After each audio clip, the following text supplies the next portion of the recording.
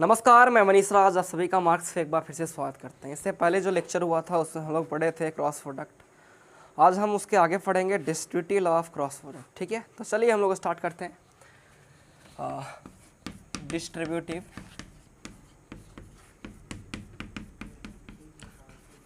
Law for, ठीक है, cross product. ठीक है, हिंदी में इसको हम लोग बोलते हैं सदिश गुणनफल का सदिश गुणनफल का बंटन नियम। ठीक है, बंटन नियम, या इसी को हम लोग बोलते हैं वितरण नियम। वितरण नियम, ठीक है। देखिए इसमें क्या होता है ना कि जैसे तीन वेक्टर दे रखा हो आपका, vector A, vector B and vector C. ठीक है, तो इसको हम लिख सकते हैं इस तरह से, vector A cross vector B plus C equal to, इसको सबसे पहले इससे मल्टीप्लाई कर सकते हैं, इस तरह से लिख सकते हैं ए क्रॉस बी और प्लस फिर ए को सी से, तो इसको लिख सकते हैं vector A cross vector C. इससे पहले जो लेक्चर हुआ था उसमें हमने बताया था कॉम्यूटेटिव लॉ के बारे में, जिसको हिंदी में हम लोग बोलते हैं क्रम विनिमय नियम। आपको पता होना चाहिए जो क्रॉस प्रोडक्ट है वो क्रम विनिमय नियम का पालन नहीं करता। यानी कहने का मतलब है vector A cross vector B को हम लोग vector B cross vector A नहीं लिख सकते हैं। ठीक है, ये हम पिछला लेक्चर में इसका बात कर चुके थे। ये आपका फर्स्ट पॉइंट है। डिस्ट्रीब्यूटिव समझ में आया होगा, इसमें समझना कुछ है नहीं। अगर तीन वेक्टर दे रखा हो तो इसको हम इस तरह से लिख सकते हैं। ठीक है, नेक्स्ट पॉइंट हम लोग बात करेंगे। हम लोग जानेंगे कि हम लोग क्रॉस प्रोडक्ट का ज्योमेट्रिकल इंटरप्रिटेशन कैसे करते हैं, कैसे व्याख्या करते हैं। तो इसमें सबसे पहले फर्स्ट पॉइंट हम लोग जानेंगे कि अगर किसी भी पार्लेलोग्राम का गिवन हो, क्या एडजेसेंट साइड गिवन हो, ठीक है, तो उसका हम लोग एरिया कैसे निकाल पाते हैं। ठीक है, एडजेसेंट साइड को हम लोग हिंदी में बोलते हैं संलग्न भुजा। ठीक है, जुड़ा हुआ भुजा, दो जुड़ा हुआ भुजा दे रखा हो किस समानांतर चतुर्भुज का, तो उसको हम एरिया कैसे निकाल पाते हैं। ठीक है, क्या दिया हो रहेगा, एडजेसेंट साइड, है ना। हिंदी में क्या बोलते हैं उसको, संलग्न भुजा।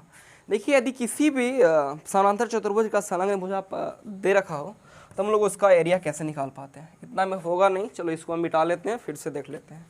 ठीक है, चलिए क्या दिया हुआ है, एडजेसेंट साइड किसका दे रखा है, अगर पार्लेलोग्राम का, है ना, समानांतर चतुर्भुज का एडजेसेंट साइड दे रखा हो तो हम लोग उसका एरिया कैसे निकाल पाते हैं। ध्यान से देखिएगा, सब कुछ समझ में आने वाला है। ठीक है, चलिए जैसे हम एक पार्लेलोग्राम खींच लेते हैं कुछ इस तरह से, देखिएगा। ठीक है, ये आपका सपोज पार्लेलोग्राम है। ठीक है, इसका नाम रख लेते हैं, ए है side, B C and D. ठीक है, ये आपका इसका हाइट है, पार्लेलोग्राम का हाइट है। ठीक है, इसका ई नाम रख लेते हैं। सपोज ए जो है वेक्टर ए है, आपका वेक्टर ए है, और ए जो है ए वेक्टर बी है, वेक्टर बी बोल लेते हैं इसको। आप सबसे पहले एक बात बताओ, हम लोग समानांतर चतुर्भुज का क्षेत्रफल क्या होता है, समानांतर चतुर्भुज का क्षेत्रफल क्या होता है, पार्लेलोग्राम का एरिया क्या होता है। तो आप बोलोगे बेस इंटू हाइट, है ना, बेस इंटू हाइट। क्या होता है दोस्त, बेस इंटू हाइट। हिंदी में क्या बोलते हैं, आधार गुना ऊंचाई। ठीक है, अब बताओ इसका बेस की अगर बात करें तो इसका बेस क्या है, बेस क्या है बताओ, ए बी, है ना, तो ए बी। हाइट इसका क्या है, ऊंचाई, ऊंचाई क्या है, ए डी। तो आप लिख लोगे A B Guna A D, है ना। हम किसका बात कर रहे हैं, एरिया ऑफ पार्लेलोग्राम, इसको इंग्लिश में बोलते हैं एरिया ऑफ पार्लेलोग्राम। इस तरह से हम लोग समझ लीजिएगा, एरिया ऑफ पार्लेलोग्राम। ठीक है, ए बी तो सही है। अच्छा, अगर हम ए से बी के टोटल डिस्टेंस की बात करें तो आप इसको बता सकते हो, मतलब अगर ये वेक्टर ए को डिनोट करता है, तो ए बी मतलब ए से बी के लेंथ, बताओ अगर वेक्टर ए है तो उसको लेंथ को किससे डिनोट करेंगे, तो किससे डिनोट करेंगे, मॉडुलस वेक्टर ए से, है ना, क्योंकि मॉडुलस वेक्टर ए है तो उसके वैल्यू को बतलाता है, डिस्टेंस को बतलाता है। ठीक है, हम किसके बात कर रहे हैं, ई डी मेरे को पता है नहीं, एक काम तो कर सकते हैं, हम एक बार बताओ, यहाँ पे ई डी को लिख सकते हैं, बोलो ई डी को क्या लिख सकते हैं, ई डी को हम लिख सकते हैं ए डी साइन थीटा। बोलोगे नहीं, हम इसे सहमत नहीं है, कैसे लिख सकते हैं, हम बोल रहे हैं इसको लिख सकते हैं, ईडी को एडी साइन थीटा लिख सकते हैं। चलो हम एक्सप्लेन करके दिखा देते हैं आपको। एडी तो सही है। साइन थीटा के लिए फॉर्मूला क्या होता है, अगर हम साइन थीटा की बात करें तो साइन थीटा के लिए फॉर्मूला क्या होता है, साइन थीटा के लिए होता है लंब बटाकर पी बटा एच, परपेंडिकुलर बटा हाइपोटेनस। ठीक है ना, तो साइन थीटा, अगर सपोज यहाँ पे थीटा है तो इसका हाइपोटेनस कौन सा हो जाएगा, एडी हो जाएगा, है ना। साइन थीटा के लिए फॉर्मूला क्या होता है, हाइपोटेनस क्या हो जाएगा, एडी, परपेंडिकुलर क्या हो जाएगा, डी, साइन थीटा के लिए फॉर्मूला क्या होता है, P बटा H। तो P के बात करें तो इस अगर राइट एंगल ट्रायंगल में P के बात करोगे, लंब के बात करोगे तो क्या हो जाएगा, D हो जाएगा या ED है ना। और H हाइपोटेनस क्या हो जाएगा, AD, यानी AD। बताओ AD से AD कैंसिल, क्या बचा, D, यानी बाकी ED को हम लिख सकते हैं AD साइन थीटा, है ना। चलिए लिख देते हैं इक्वल टू, ए भी तो सही है, ED को हम लिख सकते हैं क्या, ED को हम क्या लिख सकते हैं, AD साइन थीटा, है ना दोस्त, क्या लिख सकते हैं, AD साइन थीटा, सही है। बताओ अगर ए से बी, अभी हमने बताया कि ए से बी के डिस्टेंस को कौन बताएगा, तो बोलोगे मॉडुलस वेक्टर ए, AD, है ना। ए से डी के डिस्टेंस को कौन बताएगा, यदि वेक्टर ए है तो इसको डिस्टेंस को कौन बताएगा, मॉडुलस वेक्टर ए, है ना, मॉडुलस वेक्टर बी, सॉरी।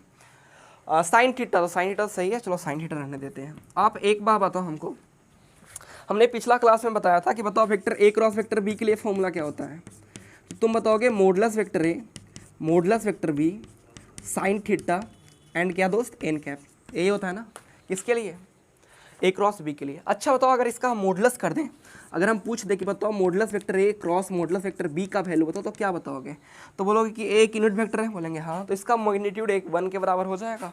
और इसको इस तरह से आप लिख सकते हो, modulus vector A modulus vector B and क्या दोस्त, साइन थीटा, है कि नहीं। इसका मैग्नीट्यूड 1 के बराबर क्यों हो जाएगा, क्योंकि यूनिट वेक्टर का जो मॉडुलस होता है, मैग्नीट्यूड होता है, वो किसके बराबर होता है, 1 के बराबर। यानी किसका वैल्यू आपको बतला रहा है, तो ये वैल्यू बतला रहा है आपका modulus of vector A cross vector B के, है ना। यानी यही होता है एरिया ऑफ पैरेललोग्राम। यदि उसका क्या पता हो दोस्त, उसका अगर एडजेसेंट साइड पता हो, जोड़ने वाला, दो जुड़ने वाला भुजा पता हो, तो फॉर्मूला क्या होता है, वेक्टर के फॉर्म में modulus vector A cross vector B, ठीक है। यही होता है आपका पैरेललोग्राम का एरिया, कब, जब उसका एडजेसेंट साइड पता हो तब, ठीक है।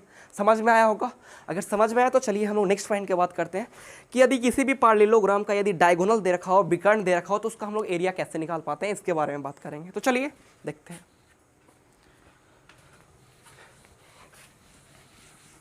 चलिए अगर समझ में नहीं आया तो इससे पहले जो क्रॉस प्रोडक्ट हमने लेक्चर बताया है उसके बारे, उसको पीछे आप जाके देख सकते हैं, उसका लिंक आपको डिस्क्रिप्शन में मिल जाएगा, ठीक है। तो वहाँ से आप उसको देख सकते हैं, ठीक है, क्रॉस प्रोडक्ट को बेसिक जो हमने बताया था उसके बारे में। हम क्या बात कर रहे हैं, सेकेंड पॉइंट हम लोग बात करेंगे, यदि किसी भी पैरेललोग्राम का डायगोनल पता हो तो उसका हम लोग एरिया कैसे निकाल पाते हैं, इसके बारे में हम लोग बात करेंगे, ठीक है ना दोस्त। चलिए आइए, क्या गिवन रहेगा, फिर से बात कर लो तो क्या दिया हो रहेगा, गिवन दे रखा हो, है ना, क्या दे रखा हो, डायगोनल, डायगोनल विकर्ण, है ना, क्या बोलते हैं हिंदी में, विकर्ण, डायगोनल दे रखा हो, हिंदी में बोलते हैं विकर्ण, ठीक है। हाँ, गिवन हो, दे रखा हो। चलिए कैसे हम लोग इसका एरिया फाइंड कर पाएंगे, ठीक है। चलिए हम देख लेते हैं, एक हम पैरेललोग्राम खींच लेते हैं कुछ इस तरह से, ठीक है। ये आपका पैरेललोग्राम है, ये आपका पैरेललोग्राम है, इसका डायगोनल दे रखा है, सपोज ए एंड ए वाला दे रखा है, दोनों डायगोनल, डायगोनल इसी को तो बोलते हैं लोग, चलो नाम रख लेते हैं A B C and D. अगर लकीर टेढ़ा मेढ़ा है तब पर भी समझ लेना डायगोनल हमने पैरेललोग्राम खींचा है, ठीक है। तो आप लोग यहाँ से समझ सकते हैं, ठीक है। चलिए आइए इस पॉइंट के बाद बात करते हैं। सपोज ए जो है वेक्टर ए है आपका, क्या वेक्टर ए, और ए जो है वेक्टर बी है, ठीक है। हमने इससे पहले जो बताया, हमने बताया कि अगर उसका साइड पता हो ना तो हम लोग इसका एरिया आसानी से फाइंड कर लेते हैं। दोनों साइड का मल्टी क्रॉस प्रोडक्ट करो, उसका मॉडुलस करो, आपका एरिया निकल पाएगा किसका, पैरेललोग्राम का। यहाँ पे तो इसका साइड पता है नहीं, मान लेते हैं ये आपका वेक्टर पी है एंड ए वेक्टर की क्या है, क्यू है, ठीक है। अच्छा अगर हम यहाँ से बात करें, अच्छा एक हम जो उस समय हम जब पढ़ाया था ट्रायंगल ऑफ वेक्टर, तो उसमें हमने पढ़ाया था कि जब किसी भी ट्रायंगल की बात करो तो उसमें दो जो साइड का अगर सम ऐड करोगे तो वो तीसरे साइड जो है वो उसका सम को बतलाता है। हमने पिछले क्लास में हम लोग इसके बारे में बात किए थे। अगर यहाँ पे हम बात करें, ठीक है, तो देखिएगा ध्यान से, अगर हम वेक्टर बी के बारे में बात करें तो वेक्टर बी को हम अगर ये ट्रायंगल के बात करें, सॉरी ये ट्रायंगल के बारे में बात करें, ठीक है, अगर इस ट्रायंगल के बारे में बात करें, हम वेक्टर बी से कुछ कर नहीं सकते क्योंकि एरिया हमको यहाँ पे आपको शो करके दिखाना है किस तरह से हम लोग एरिया निकाल पाते हैं। इससे पहले क्वेश्चन में जैसा कि हमने बताया कि हम लोग एरिया निकाल पाते हैं जब उसका साइड पता हो तब, यहाँ पे साइड पता नहीं है। अच्छा एक काम कर सकते हैं, वेक्टर बी को हम साइड के फॉर्म में लिख सकते हैं।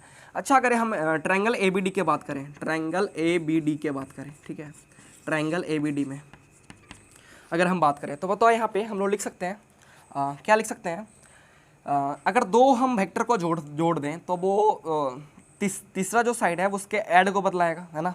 यानी अगर हम वेक्टर p और b को जोड़ें, ठीक है, अगर वेक्टर p और प्लस वेक्टर बी के बारे में बात करें तो ये जो है ना, ये ट्रायंगल और इसका साइड, ये दोनों साइड, ये दोनों को जोड़ो तो किसके बराबर होगा, तो तुम बोलोगे वेक्टर क्यू के बराबर, है ना। तीसरा साइड इसके सम को बतलाता है। अगर हम प्लस पी है उस तरह भेज दें तो इधर क्या बचेगा, वेक्टर बी बचेगा। क्या हो जाएगा formula, vector Q minus vector P. यहाँ से कुछ नहीं मिला लेकिन एक इक्वेशन मिला, इसको इक्वेशन नंबर क्या नाम दोगे, फर्स्ट। ठीक है, चलिए अगर हम आगे बढ़ते हैं, देखिएगा ध्यान से। अगर हम इस ट्रायंगल के बारे में बात कर लें, हम देख लो इस ट्रायंगल जो हम दोबारा से गहरा कर रहे हैं, आपको दिख रहा होगा। ठीक है, इस ट्रायंगल का नाम क्या है, ABC। अगर हम ट्रायंगल ABC की बात करें, ट्रायंगल ABC की बात करें, ट्रायंगल ABC में ध्यान से देखो, अगर हम वेक्टर P, ठीक है, और इसको जोड़ें भैया, ये इस वेक्टर का क्या नाम है, हम बोले कि यदि Q है ना आपका, तो AB जो है आपका वेक्टर Q होगा। वेक्टर क्या होगा, Q ही होगा। आपको पता पैरेललोग्राम के बारे में हमने बताया था, सब एडिशन ऑफ 2 वेक्टर के बारे में बता रहे थे वहाँ पे। अगर नहीं जानते हैं तो आप वो वीडियो डिस्क्रिप्शन में उसका भी लिंक दे रखा होगा, तो वहाँ पे जाके उसको भी देख सकते हैं। ठीक है, अगर हम ट्रायंगल ABC की बात करें तो वेक्टर P प्लस Q का जो वैल्यू है किसके बराबर आएगा, बोलोगे वेक्टर A के बराबर, है ना। हम अभी बात कर रहे थे कि ट्रायंगल नाम क्या होता है कि अगर 2 साइड को जोड़ोगे तो तीसरा साइड जो दोनों को सम को बतलाता है, जोड़ को बतलाता है। यानी यहाँ से हम लिख सकते हैं vector P plus vector Q equal to vector A, है कि नहीं है। Vector P plus vector Q equal to क्या दोस्त, वेक्टर A। ठीक है ना। अब यहाँ पे बताओ, यहाँ पे हम क्या देख रहे हैं ना, हमको भैया इस तरह से क्यों करना पड़ेगा, क्योंकि हमको P और Q से हम एरिया निकालना जानते हैं, A और B से एरिया नहीं निकालना चाहते हैं। P और Q से कहने का मतलब जब उसका एडजेसेंट साइड पता होता है ना, तो हम उसका एरिया आसानी से निकाल पाते हैं। तो इसीलिए हम कर्ण को लेकर के साइड के बारे में बात कर रहे हैं, कर्ण को लेकर के साइड, नजरे कहीं निशाना कहीं पे, समझ में आया कि नहीं आया। चलिए, अगर दोनों इक्वेशन की बात करो तो एक इक्वेशन है vector Q minus vector P equal to vector B, एक जगह इक्वेशन है vector P plus vector Q equal to vector A। अगर दोनों को सॉल्यूशन आप करोगे, चलो अगर फर्स्ट एंड सेकंड के बात कर लें, इक्वेशन फर्स्ट एंड सेकंड से चले, ठीक है, तो कुछ अधूरा लिखेंगे आप लोग पूरा करना। ठीक है ना, हर एक बात बोलना जरूरी है नहीं, कुछ बातें आप मतलब अंदाज़ा भी लगाया करो, समझा कि नहीं समझा। हर बात मतलब डायरेक्टली बोलना अच्छा नहीं है, क्योंकि आप सोच क्या सकते हो ये हम देखना चाहते हैं, आप सोचो इसके बारे में। ठीक है, फर्स्ट एंड सेकंड के बारे में बात करें तो फर्स्ट इक्वेशन है आपका वेक्टर Q, ठीक है, vector Q minus vector P equal to क्या है दोस्त, वेक्टर V। ठीक है, फर्स्ट इक्वेशन आपका ये है। सेकेंड इक्वेशन है आपका vector P plus Q equal to vector A, है ना। तो ये भी लिख देते हैं vector P plus vector Q equal to vector A। यहाँ पे अगर दोनों वेक्टर को ऐड कर दें तो P को देखना नहीं चाहेगा, सही बात है, एक पॉजिटिव एक नेगेटिव है, कैंसिल आउट कर देगा। मतलब Q और Q जुड़ेगा, Q और Q कितना हो जाएगा, 2Q वेक्टर, है ना। इधर जोड़ोगे vector A plus vector B हो जाएगा। अगर हम Q का वैल्यू निकालना चाहें वेक्टर Q इक्वल टू, तो क्या हो जाएगा बताओ, vector A plus vector B बटा 2, है कि नहीं। A आपका वेक्टर Q आया। अगर Q का मान समीकरण 1 में समीकरण 2 में रखोगे तो वहाँ पे P का वैल्यू आ जाएगा, और P का वैल्यू आएगा, वेक्टर P का वैल्यू आपका आएगा vector A minus vector B बटा क्या दोस्त 2। ठीक है ना, यहाँ से हम Q और P का वैल्यू निकाल पाए। P और Q का जब वैल्यू मेरे को पता हो गया, यानी इस हम पैरेललोग्राम का हमको एडिसेंट साइड पता हो गया। जब हम किसी भी पैरेललोग्राम का एडिसेंट साइड फाइंड कर पाते हैं तो उसका एरिया निकालना बहुत आसान हो जाता है। क्या करते हैं, दोनों का क्रॉस प्रोडक्ट कर दो, मॉडुलस कर दो, वही उसका एरिया हो जाएगा, है कि नहीं है। अब एरिया निकालना बहुत आसान है, बहुत आसान है एरिया निकालना। किसका, पैरेललोग्राम का एरिया।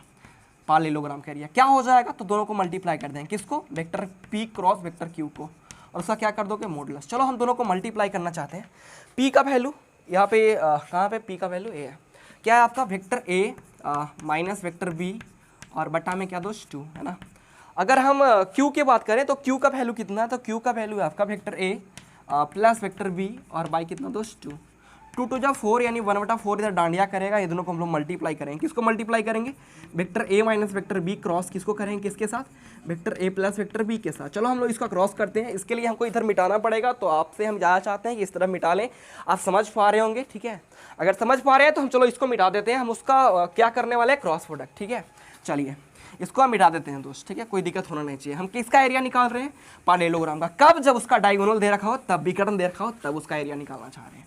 ठीक है, ध्यान से देखिएगा, बहुत मजा आने वाला है, काफ़ी इंटरेस्ट इस चैप्टर में है, अगर आप इंटरेस्ट के साथ पढ़ो तब। ठीक है, चलिए आइए हम लोग इसका एरिया निकालने रहे। किसका area, parallelogram, area of parallelogram, area of parallelogram. ठीक है, कितना आया आपका, इसका वैल्यू 1/4। चलो मल्टीप्लाई कर लें डायरेक्टली, चलो कर लेते हैं, नहीं छोड़ो एक स्टेप और सही, vector A minus vector B cross vector A plus vector B। ठीक है, अगर वीडियो अच्छा लगे तो लाइक कीजिएगा, शेयर कीजिएगा, सब्सक्राइब कीजिएगा, जो भी आपका मर्जी हो। अगर पसंद नहीं आए तो अनलाइक वाला भी बटन रहता है, उसको भी दबा सकते हैं, ठीक है। बहुत बढ़िया लगता है जब आप अनलाइक करते हैं, क्योंकि हमें उससे सुधार आता है धीरे धीरे, ठीक है। चलिए हम इसका क्या कर रहे हैं, क्रॉस प्रोडक्ट, ठीक है। 1/4 तो जिंदाबाद जिंदाबाद कर रहा है, इसको कोई तकलीफ है नहीं। इसको आप मल्टीप्लाई करना चाहते हैं तो इसको मल्टीप्लाई कर लो। तो वेक्टर ए को वेक्टर ए के साथ सबसे पहले तो लड्डू बोलो, क्यों? हमने बताया था जब दो समान यूनिट वेक्टर, जब दो समान वेक्टर हो या यूनिट वेक्टर हो, इससे मतलब नहीं है। क्रॉस प्रोडक्ट में जब उसका क्रॉस प्रोडक्ट करोगे दो समान वेक्टर का यूनिट वेक्टर का, तो उसका वैल्यू किसके बराबर आ जाएगा, 0 के बराबर। यानी वेक्टर ए को वेक्टर ए से मल्टीप्लाई करेंगे 0, माइनस बी है, वेक्टर ए को ए से कर लिया, अब ए को बी से कर लेते हैं, तो क्या हो जाएगा, sorry, vector A cross vector B, है कि नहीं है। चलो अब इसका काम दोनों से समाप्त। अब इसका काम आया, माइनस बी को अगर वेक्टर ए से गुना करोगे तो क्या हो जाएगा, minus vector B cross vector A, ठीक है। और माइनस इसको इससे करोगे तो ये भी 0। क्यों भैया, वेक्टर बी को वेक्टर बी से गुना करोगे, क्रॉस प्रोडक्ट करोगे तो 0 के बराबर, क्योंकि अभी हमने फिर से बोल रहे हैं जब दो समान वेक्टर हो तो उसका क्रॉस प्रोडक्ट किसके बराबर, दोस्त 0 के बराबर, ठीक है। अब बताओ यहाँ पे आगे थोड़ा सा एक स्टेप और बढ़ते हैं। वेक्टर ए 1/4, ठीक है, इंटू ए क्रॉस बी है, चलो ए क्रॉस बी है, मेरे को इससे कोई तकलीफ है नहीं, ठीक है। ये बताओ अगर इसको हम इस तरह से लिखें तो यहाँ पे पॉजिटिव साइन हो जाएगा। आपको पता होना चाहिए बी क्रॉस ए को हम ए क्रॉस बी नहीं लिख सकते हैं, बी क्रॉस ए को हम लोग लिख सकते हैं, बी क्रॉस ए को क्या लिख सकते हैं, माइनस ए क्रॉस बी, है ना। तो माइनस माइनस क्या हो जाएगा, प्लस, यानी vector A cross vector B हो जाएगा, है ना। अब यहाँ पे आगे हम अगर चलें तो ए बी और ए बी कितना, ए बी तो हो जाएगा 2ab, यानी 1/4 vector A cross vector B, है कि नहीं है। Vector A cross vector B कितना, 2 वेक्टर, है ना, 2 vector A cross vector B, 2 जो 4 हो जाएगा, यानी 1/2। इसको इस तरह से कर दो, modulus vector A and modulus vector B. मॉडुलस लिखना जायज़ है, बोलेंगे हाँ जी, क्योंकि एरिया निकालना है ना, तो उसको मॉडुलस कर दो, क्योंकि मॉडुलस वैल्यू को बदलाता है। यही है area of parallelogram. Area of parallelogram कब, जब उसका डायगोनल पता हो। तो यहाँ पूछे कि ए क्या है तो बोला डायगोनल, बी क्या है तो बोलो डायगोनल, समझ में आया कि नहीं आया। और ए बी होता है फॉर्मूला ना, आपको पता है, पिछला जो हम प्रूव्ड किए थे, vector A cross vector B कब होता है, जब ए दोनों क्या होता है, यहाँ पे ए दोनों आपका होता है एडजेसेंट साइड, और ये क्या है, डायगोनल। समझ में आया। चलिए हम अगर समझ में आया तो चलो हम इस लेक्चर को आगे बढ़ाते हैं, नेक्स्ट पॉइंट के बारे में बात करते हैं, ठीक है। चलिए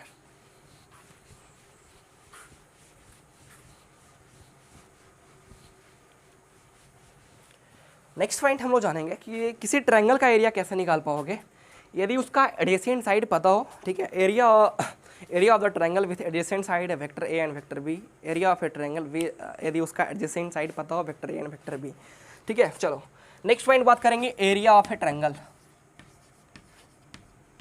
एरिया ऑफ ए ट्रायंगल, ठीक है। हिंदी देखो बहुत आसान है, एक त्रिभुज का क्षेत्रफल। एक त्रिभुज का क्षेत्रफल हम लोग कैसे निकाल पाएंगे, त्रिभुज का क्षेत्रफल, है ना। कब, फर्स्ट पॉइंट हम लोग जानेंगे इसमें, फर्स्ट पॉइंट जानेंगे हम लोग जब उसका क्या दे रखा हो, एडजेसेंट साइड दे रखा हो, एडजेसेंट साइड दे रखा हो, एडजेसेंट साइड दे रखा हो, है ना। हाँ, एडजेसेंट साइड जो दो जुड़ा हुआ साइड रहता है ना, वो दे रखा हो, ठीक है, जिसको हम लोग बोलते हैं हिंदी में संलग्न भुजाएं। क्या बोलते हैं दोस्त, संलग्न भुजाएं पता हो, एडजेसेंट साइड गिवन हो, ठीक है। संलग्न भुजाएं हिंदी में क्या बोलते हैं, संलग्न भुजाएं, जुड़ा हुआ भुजा दे रखा हो, तो हम उसका एरिया कैसे निकाल पाएंगे, ठीक है। एक गिवन हो आपका, और क्या पूछ रहा है, triangle of area, area of a triangle, ठीक है। चलिए अगर हम एक ट्रायंगल के इस तरह से बात करें, ध्यान समझना। चलो एक हम ट्रायंगल ले लेते हैं इस तरह से, ये आपका ट्रायंगल है, चलो ए नाम रख लेते हैं, ए है आपका, ये बी है, ये आपका सी है, ठीक है। ए आपका वेक्टर ए है सपोज, एंड ए आपका वेक्टर बी है। तो अब बताओ ए इसका क्या हो जाएगा, हाइट हो जाएगा, है ना। ये आपका क्या हो जाएगा, हाइट हो जाएगा, ठीक है। हाँ, ये हाइट है आपका। अगर हम चलो इसका नाम होता है डी, ठीक है, डी, इस पॉइंट का नाम है डी। सबसे पहले बताओ त्रिभुज का क्षेत्रफल क्या होता है। तो त्रिभुज का क्षेत्रफल आप लोग पढ़े होंगे जब हाइट गिवन हो तब। एरिया ऑफ ट्रायंगल क्या होता है, 1/2 गुना आधार, है ना, गुना आधार बेस और गुना ऊंचाई हाइट, है कि नहीं है दोस्त। बहुत आसान चीज़ है। 1/2 बेस की बात करो, बेस कितना है, तो बेस है आपका ए बी, तो चलो हमने ए बी लिख दिया। हाइट कितना है, ऊंचाई क्या है, सी डी, तो सी डी हमने लिख दिया। हम फिर से बात कर रहे हैं भाई सी डी। अगर हम सी डी को हम इस तरह से लिख सकते हैं, इस तरह से मतलब किस तरह से हम सी डी को लिख सकते हैं। देखो अगर हम इस राइट एंगल ट्रायंगल की बात करें, ये आपका राइट एंगल ट्रायंगल है, आपको पता होना चाहिए ये क्या है आपका राइट एंगल ट्रायंगल।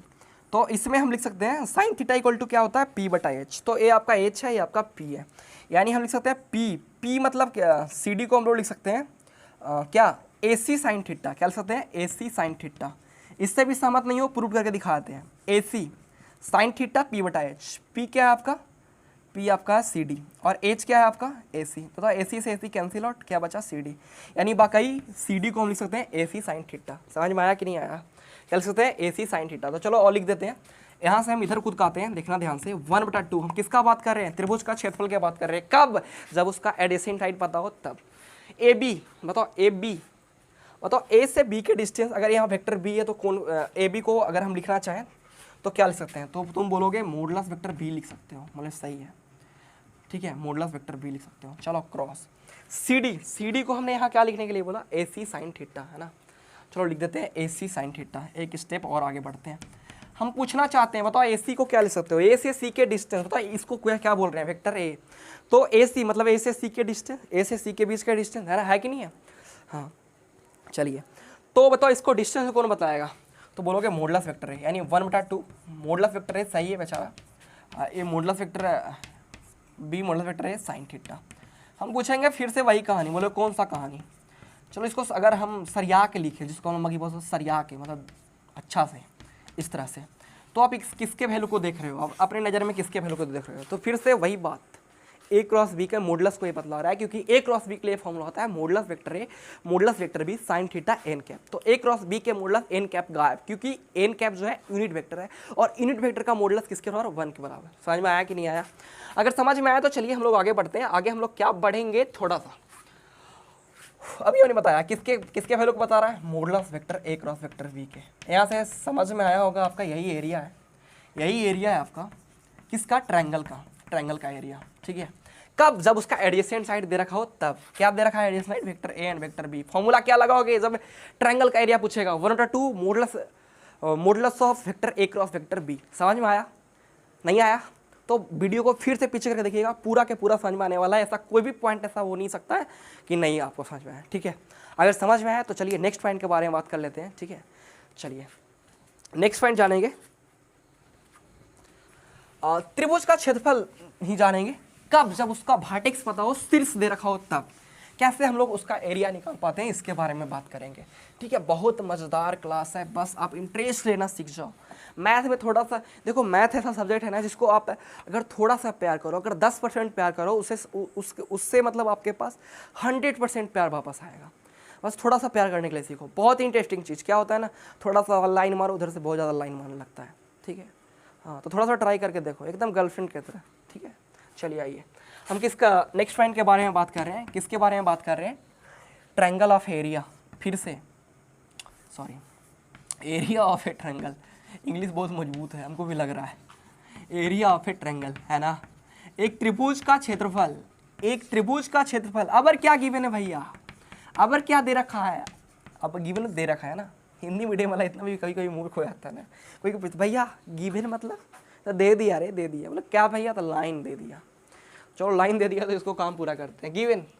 गिवन है आपका इसका क्या, वर्टेक्स, ठीक है। हिंदी में क्या बोलते हैं इसको, शीर्ष, क्या बोलते हैं दोस्त, शीर्ष। यदि किसी भी ट्रायंगल का शीर्ष दे रखा हो तो उसका एरिया कैसे निकाल पाते हैं, इसके बारे में बात करेंगे। एकदम ध्यान से देखिएगा, सब कुछ समझ में आने वाला है, ठीक है ना दोस्त। बस आप लोग इसी तरह से देखते रहिए, किसको, इसको, ठीक है ना, दूसरा जगह पे ध्यान नहीं देना। चलो इस ट्रायंगल के बारे में बात कर लेते हैं। सपोज एक ट्रायंगल है इस तरह से, ठीक है। अब शीर्ष दे रखा है, ए आपका ए है, सपोज ए आपका बी है, ए आपका सी है, ठीक है। शीर्ष दे रखा है, एरिया पूछ रखा है, ठीक है।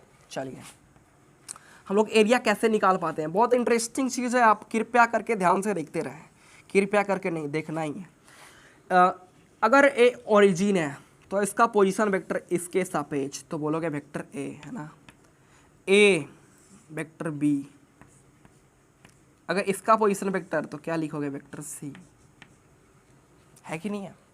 अगर हम इसका एरिया निकालना चाहें, ठीक है ना, अगर हम इसका एरिया निकालना चाहें तो कैसे एरिया निकाल पाएंगे। हम एक बात तो बताए थे पहले कि हम ट्रायंगल के एरिया निकालने के लिए एक चीज़ बताया, जब उसका एडजेसेंट साइड पता हो तो उसका एरिया निकालने में हमको कोई तकलीफ है नहीं।